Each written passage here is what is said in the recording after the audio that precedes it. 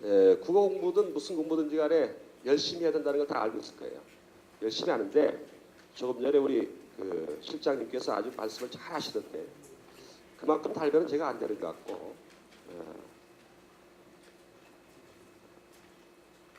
왜요? 가장 중요한 건 뭐라고 보시면 되냐면은 경쟁률이 어떻고 그런 얘기 하는데 하여간 공무원 시험은 무슨 시험이라고 하는 것을 잊으면 안 되시겠어요? 이건 절대평가가 아니고 상대평가라는 것을 잊으면 안 돼요. 자, 따라해보세요. 상대평가. 공무원 시험은 절대평가가 아니라 상대평가입니다. 그게 가장 중요한 지점 같아요. 저는. 상대평가니까 운전면허증 따듯이 어느 정도 하면 돼 라는 느낌 가지시면 큰 거 다친다는 말씀이죠. 하루에 뭐 12시간, 몇 시간 공부하라고 하는데 최선을 다해서 공부를 해야 돼요. 우리 제 아들 공부한 걸 보면은 재작년인가 한 친구가 와서 쌤 저 합격할 것 같아요 그러는 거예요. 아 그래? 어떻게 해서 합격할 것 같으니? 그랬더니 아 작년에 커트라인이 83점인데요. 제가 올해 89점 받았어요. 그러더라고요. 제가 악기는 제자였으니까 그래도 조금 더 해야 될 거야. 몰라. 지방식 준비해 또 그랬어요. 아 공부가 안 돼요 그러는 거예요. 공부가 안 돼요. 면접도 준비해야 될 것 같고 설레발 치길래 좀 이상하더라니까 얘가. 그런데 합격자 발표가 나왔는데 커트라인이 몇 점이었냐면 걔네 직렬이 93점이었어요. 건축직이었는데 제가 고라는 말씀은 항상 뭐라고 하냐면 남들 하는 만큼 한다는 생각을 가지면 안 돼. 공무원 시험 문제는 남들보다 점수가 높은 친구가 합격하는 거야. 내가 점수가 높으면 합격하는 거다. 이런 생각으로 공부를 해 나가셔야 된다. 그게 가장 중요한 점 같아요. 그래서 상대평가라는 말씀을 제일 먼저 드리고 싶고 그래서 남들 하는 만큼 하겠다는 생각보다는 남들보다 더해야 합격한다. 그래서 커트라인이 갑자기 올라갈 수도 있는 거야. 전국에 있는 수험생들이 다 열심히 해버려. 그럼 커트라인이 올라가는 거예요. 우리 율비스가 여기까지 와서 어떻게 공부한다는 걸 알려줄 테니까 이제 커트라인이 막 올라가. 그러니까 바짝 신경 쓰고 해야 된다 하는 말씀을 먼저 드릴게요. 그 다음 국어 과목을 좀 말씀드리면 몇 개월 정도 공부하면 국어가 완성될 것 같아요. 국어의 완성. 국어가 내 점수 잘할 것 같다. 완성될 것 같다. 얼마 정도 하면 될 것 같아요? 예쁜 언니 얘기해봐요. 몇 개월 정도 공부하면 될 것 같아요? 1년? 또 우리 예쁜 언니도 얘기해봐. 예? 6개월. 멋쟁이 오빠도 얘기해봐요. 1년? 왜 그런 생각을 했지? 왜 6개월이 된다고 그랬어요? 시간 투자를 많이 하면 될 것 같죠? 많이 한 친구가 합격할까요? 적게 한 친구가 합격할까요? 많이 해도 합격 못하고요. 적게 해도 합격해요.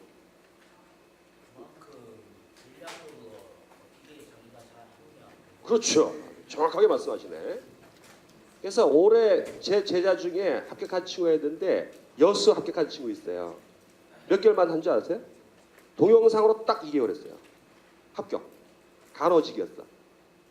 근데 점수가 몇 점이냐 봤더니 동영상만 몇 번을 돌렸어요, 얘가. 그래서 문제풀이 하는 게 잠시 와서 봤어요. 보고 나서 합격했다고 와서 얘기하는 거예요, 나한테. 깜짝 놀랐지. 몇 개월 했는데 그랬더니 2개월 했어요, 그러는 거야. 몇 점 받았는데? 국어야 90점 받았어요, 그러는 거야. 누구 강의를 들었지? 오대혁 강의 들었죠? 당연하지, 이거는. 그래서 어떻게 합격했나 그랬더니 그 친구는 동영상을 한 5-6번 본 것 같아요. 그러니까, 눈 뜨면 공부하고 눈 뜨면 공부하고 그런다 봐요. 하여간 여러분들이 시간하고는 관련이 없어요. 얼마 전에 우리 한 5년 정도 공부한 장수생을 만났어요. 저를 만나면 도망 다니고 있는 거예요. 너 왜 그렇게 도망 다니니? 라고 해서 같이 점심 먹으면서 이제 공부 방법을 알아봤어요. 알아봤더니요. 다 외우려고 하는 거예요. 다. 뭐든지 자료가 많이 있고 그러면은 좋은 책이라고 생각해요. 많이 있는 게 좋은 걸까요? 적게 있는 게 좋은 걸까요? 적당히 있는 게 좋은 거예요. 그죠? 너무 많아도 안 되고 너무 적어도 안 되고 합격할 만큼의 공부할 양만 있는 게 제일 좋은 거야. 그렇죠? 가장 중요한 건 그거예요. 너무 예쁘면 부담스럽지 여자가. 그죠? 아니에요? 너무 못생기면 좀 짜증나죠? 적당해야 돼요. 그렇죠? 적당해야 돼요. 인생에 적당한 것이 중요한 거예요. 중도를 지키는 것이 중요해요. 우리의 삶도 지나치면 안 되고 과유불급이라 했으니까 적당하게 공부해서 적당하게 합격하는 게 제일 중요한 것 같아요. 국어는 그 길이 있어요. 보면 한 4개월 만에 합격한 친구나 이런 친구들 보면은 조금 전에 우리 실장이 말씀하셨지만은 기출문제가 중요하다 이렇게 하잖아요.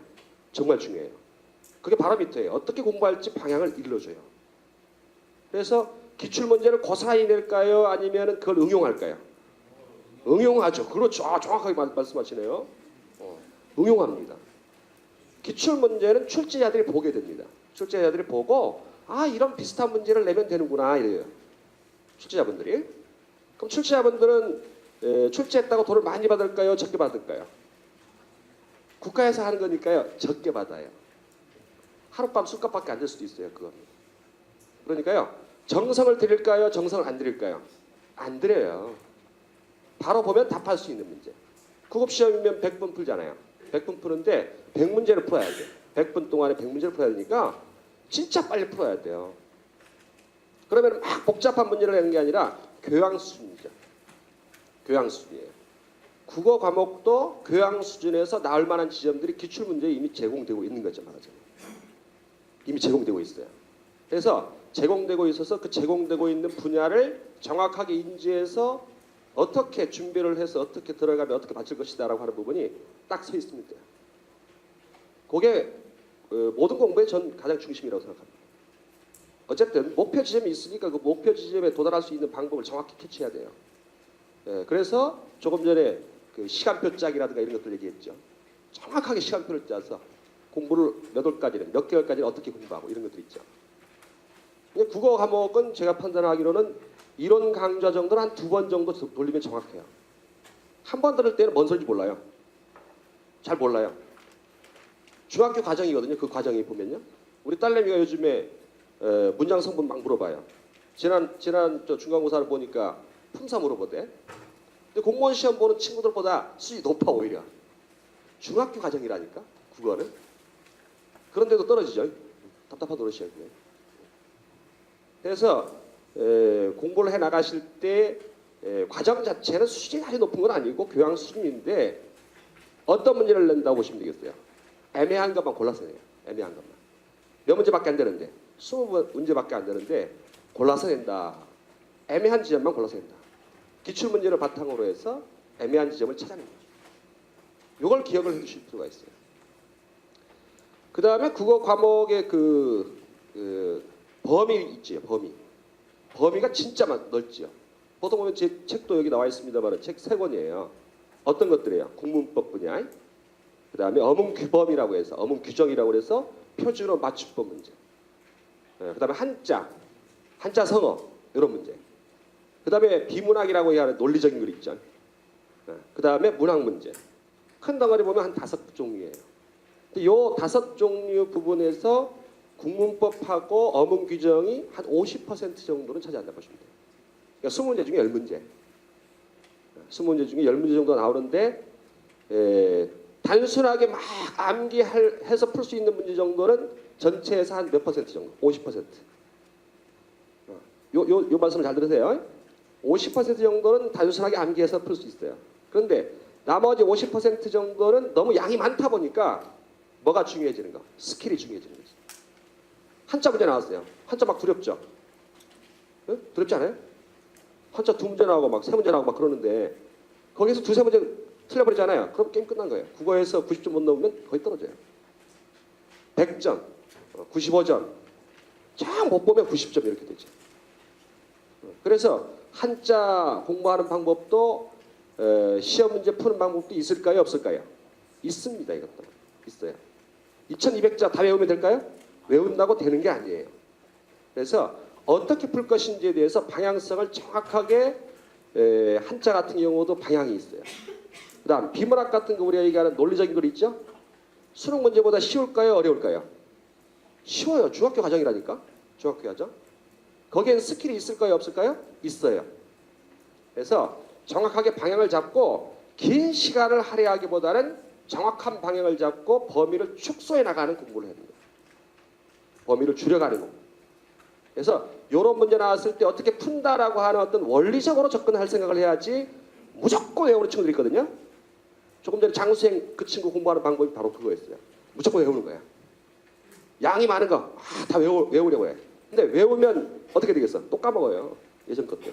까먹고 엊그저께 본 건데 까먹고 또 까먹고 그렇게 하다가 끝나버리는 거예요. 그러니까 장수생이 되는 거예요. 그래서 어떻게 문제를 풀어가는지 국어도 단순 암기가 아니라 어떤 원리가 있으니까 그 원리에 따라서 딱 깰 수 있는 그런 공부를 해야 된다 이 말씀이지. 많은 양을 공부할 생각을 하지 말고 정확한 지점을 잡아서 그 지점에 맞춰서 공부를 해나가야 된다. 이게 국어 공부할 때 다른 과목도 마찬가지겠지만은 국어를 공부할 때 가장 중요한 지점이 아닌가. 앞으로 여러분들이 열심히 하셔서 짧은 시간에 합격할 수 있도록 방향을 잘 잡고 공부해 나시기 바랍니다. 이 정도로 좀 줄일게요. 고맙습니다.